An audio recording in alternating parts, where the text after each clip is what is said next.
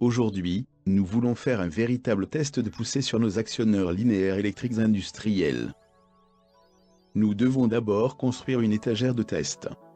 Ici, nous utilisons de l'acier angle numéro 5 et des boulons pour construire un cadre de test carré stable qui mesure 0,5 m de long, 0,5 m de large et 1,5 m de haut et peut charger jusqu'à 1000 kg.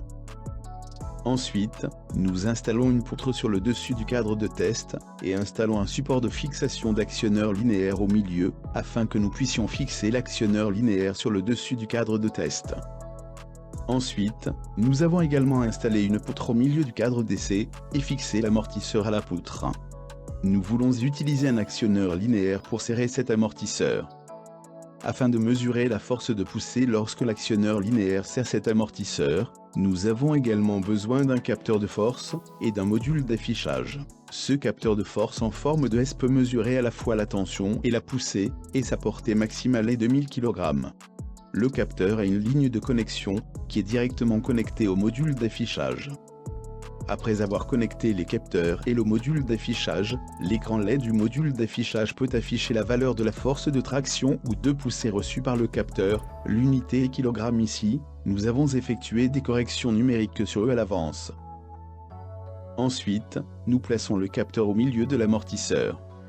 Afin de faire fonctionner l'actionneur linéaire, nous devons également utiliser une alimentation et un contrôleur manuel, ou une poignée de commande. Le numéro de modèle de cette poignée de commande est 004301. La poignée de commande a deux fils. L'un doit être connecté à l'alimentation, ici nous le connectons à une alimentation 12 tension 10 A.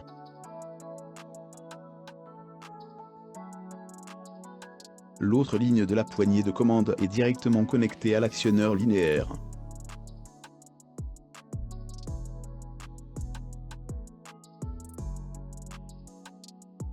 La poignée de commande a deux boutons.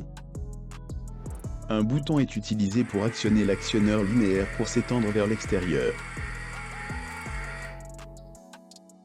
Et l'autre bouton est utilisé pour actionner l'actionneur linéaire pour se rétracter vers l'intérieur. Afin de mesurer la force de poussée de l'actionneur linéaire, nous rétractons complètement le tube télescopique de l'actionneur linéaire à l'avance, puis connectons le tout, puis nous pouvons commencer la mesure. Nous appuyons sur le bouton de la poignée de commande pour étendre lentement l'actionneur linéaire vers l'extérieur, il presse le capteur lentement vers le bas, et en même temps la valeur de cette force de poussée sera affichée sur le module d'affichage.